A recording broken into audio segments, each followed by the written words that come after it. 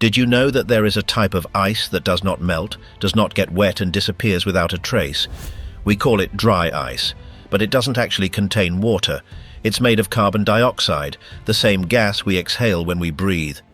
The fascinating thing is that instead of melting, this material goes directly from solid to gas in a process called sublimation. Thanks to that, it is used to preserve food, vaccines, and even to create special effects in movies. But how do you make something so cold, so dense and so useful without a single drop of water? Today, you will discover the industrial process that transforms an invisible gas into one of the most surprising materials in the world.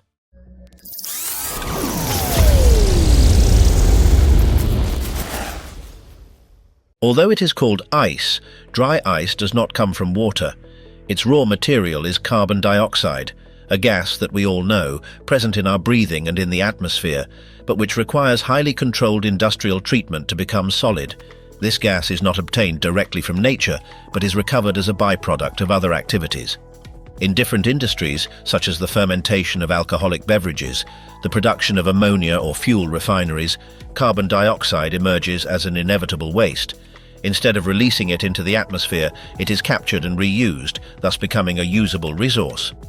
In breweries, for example, CO2 is released during wort fermentation, when sugars are transformed into alcohol. This gas, which would otherwise be lost, is collected and stored in closed systems that keep it pure. In chemical plants, especially those dedicated to the manufacture of ammonia-based fertilizers, CO2 appears during the conversion of natural gas. It is also obtained in oil refineries or thermoelectric plants where gas or coal is burned to generate energy. The important thing is that in all these cases the gas is not the main product, but it is available in large quantities, and thanks to technology it can be captured before escaping into the air. With this practice, it is possible to reduce emissions and transform what was previously waste into an industrial raw material. Capture systems consist of ducts and collectors that extract gas directly from the points where it is generated. From there, it is piped to intermediate storage tanks. Carbon dioxide recovered from industrial processes is not ready for use. It is usually accompanied by other substances, such as water vapor, oxygen, light hydrocarbons, or small solid particles. If solidification were attempted in that state, the result would be unstable or of low purity. Therefore, the gas must go through a rigorous cleaning process. It first undergoes mechanical filtration, where it passes through a series of filters that retain dust, metal residues, or any suspended solid particles. The gas then passes to a chemical scrubbing tower. In this system, liquid solutions are injected that act as absorbents, eliminating undesirable compounds such as traces of sulfur, ammonia, or organic remains. The objective is to obtain carbon dioxide with a purity close to 100%. To achieve this, operators constantly monitor parameters such as temperature, pressure, and gas flow. Modern equipment has sensors that record each variable in real time and automatically adjust the system if they detect deviations.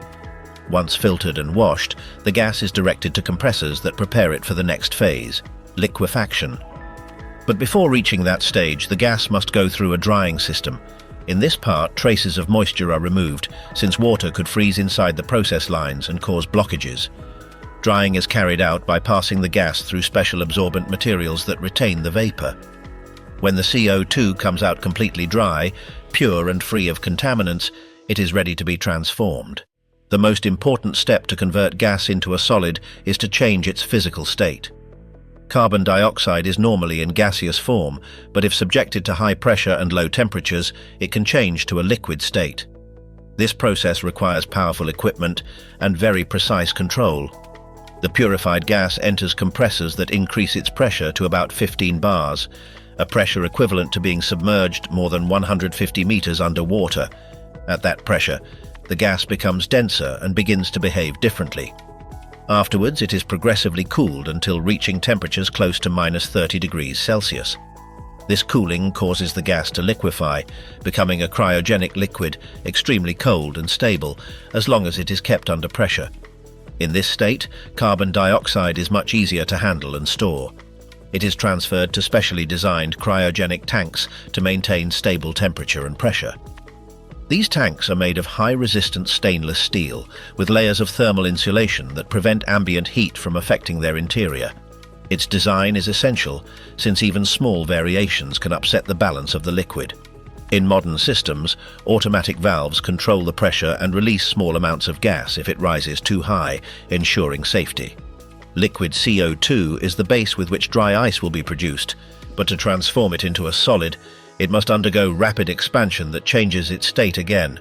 This part of the process is one of the most striking and crucial. Here, liquid carbon dioxide, stored at low temperature and high pressure, is released in a controlled manner through a valve into a chamber at normal atmospheric pressure. When that happens, the pressure drops instantly, causing some of the liquid to evaporate suddenly and some to freeze.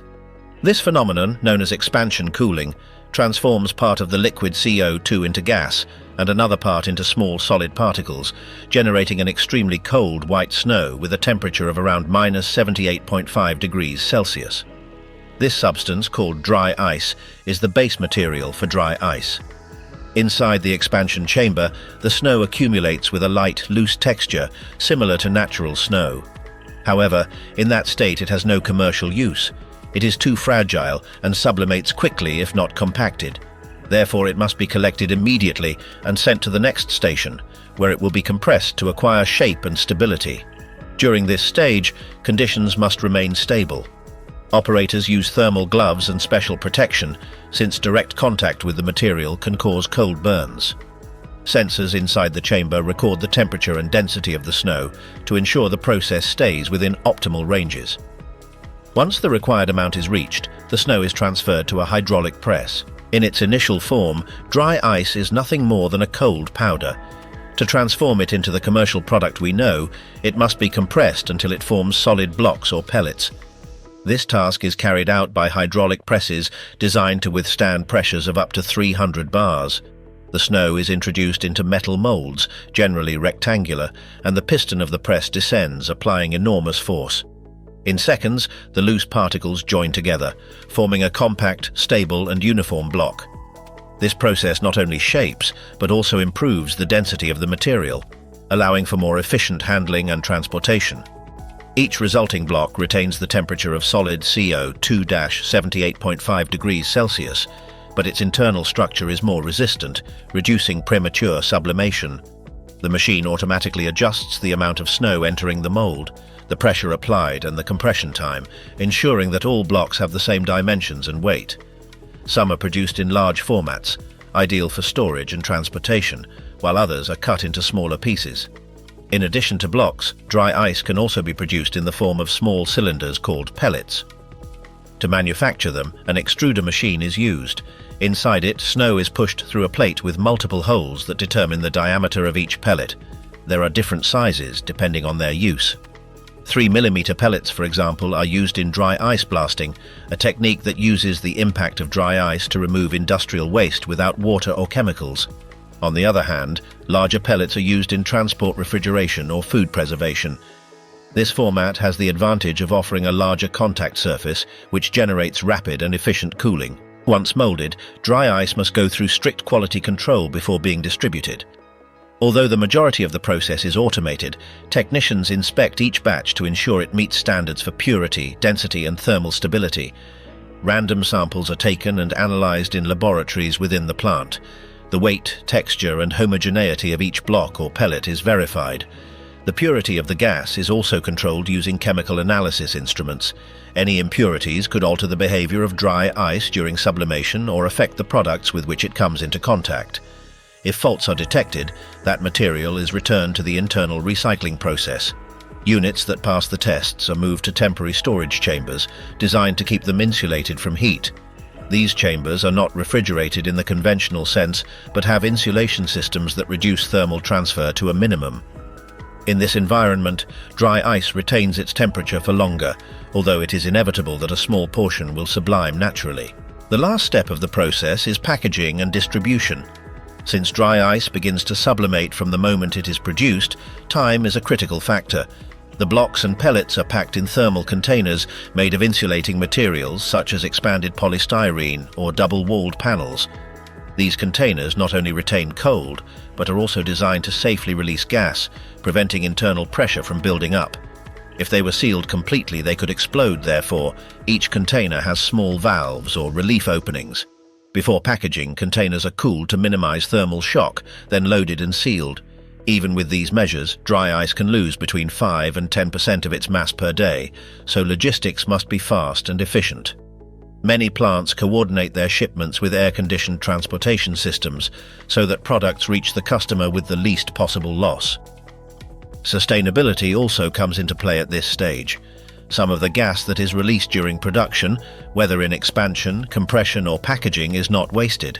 A recovery system is installed that captures the released CO2 and redirects it to the compressors at the beginning of the process, where it is liquefied again and reused.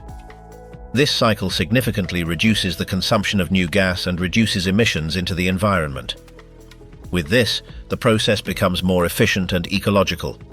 Producing dry ice requires not only technical precision, but also a deep understanding of the physics and chemistry that make it possible. From capturing carbon dioxide to transforming it into an extremely cold solid, each step is designed to make the most of an otherwise polluting resource. Dry ice is much more than just a refrigerant.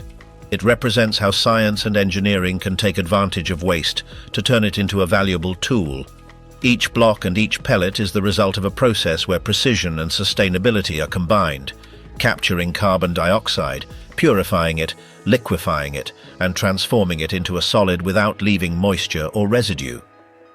In a world seeking cleaner, more efficient solutions, this material demonstrates that even an invisible gas can serve a useful purpose. Thus, what was once pollution today becomes a source of cold capable of preserving, protecting, and facilitating essential processes in modern industry.